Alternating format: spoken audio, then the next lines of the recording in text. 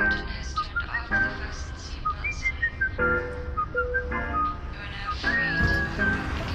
semuanya. Kami dari kelompok 4 hari ini sudah berada di Tugu Pahlawan, Surabaya. Video kali ini kita akan membahas mengenai bela negara di zaman sekarang. Saksikan keseruan kami.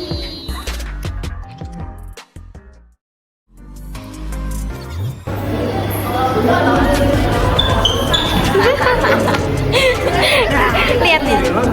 Nasa guys. Tentang pembunuhan Pemuda dan ini durasinya hanya 10 menit. Tapi sebelum itu saya mohon untuk tidak mengambil foto. Kalau boleh tahu, kenalan dulu nggak sih? Oh ya, benar-benar. Kalau boleh tahu namanya siapa? Oke, perkenalkan nama aku Darna, aku mahasiswa semester 5 dari Universitas Negeri Surabaya. Oke. Kakak di sini berarti juga tugas juga ya? Ya, nugas. Ya, nugas saya ya guiding sama jawab pertanyaan sama dari arah-arah UNER ini ya. Iya, oke. Pertanyaan ya, Kak. Aku mau nanya nih, Kak. Menurut Kakak apa sih arti bela negara di zaman modern kayak sekarang ini? Oke, nggak ada. Sorry ya. Oke, bela negara sendiri tuh menurut aku tuh bagaimana kita ya sebagai pemuda ya tentu saja ya, di era digital ini bisa menjaga yang namanya kesatuan dan kesatuan. Selain itu juga kedaulatan negara. Dimana kita kan banyak banget ya di sosmed tuh kayak ricu-ricu rasa kayak kurangnya rasa nasionalisme arah-arah Surabaya, pemuda-pemuda terus seperti itu. Nah sekarang menurut aku bagaimana lah kita bisa mempertahankan hal tersebut.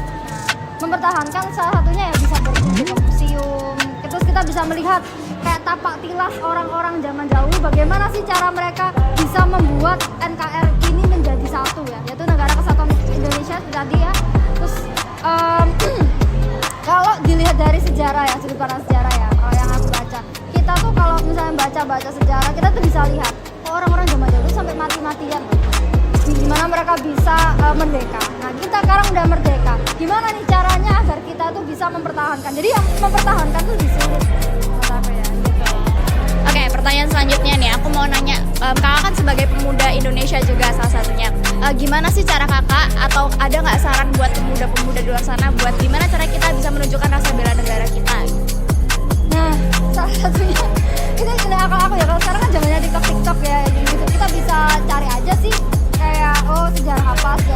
Kebetulan ya aku orangnya tuh kepoan, jadi kalau misalnya ada apa itu langsung aku cari. Kadang aku cari jurnal aslinya kalau misal bener-bener gua but gitu kayak ini tuh seperti apa. Misalnya gini, aku kan nggak tahu kayak penggunaan MK2 senapan light mesin di atas ya, aku cari tahu di YouTube. Gini ternyata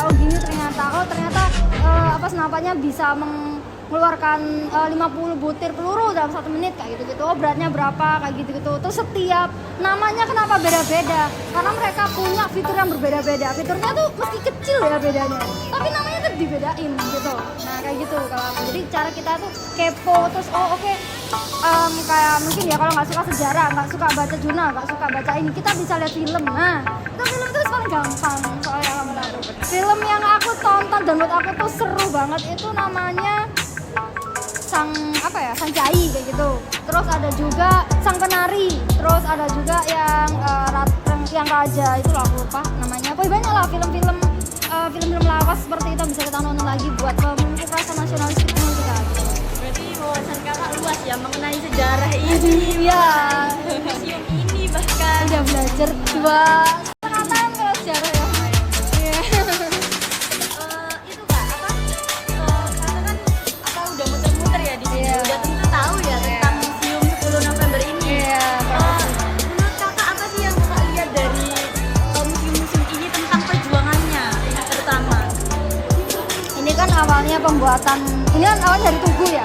Nah sebelum dari Tugu, tempat ini tuh dulu markas persenjataan orang Jepang.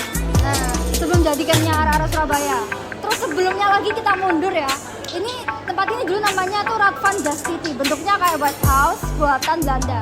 Di tahun 47 diambil sama Jepang jadi camp Petai. Terus di 1 Oktober jadi campnya arah-arah Surabaya di tahun 45. Setelah itu di 10 November 45 nya dibom sama Inggris ya, jadi akhirnya lapangan luas. Nah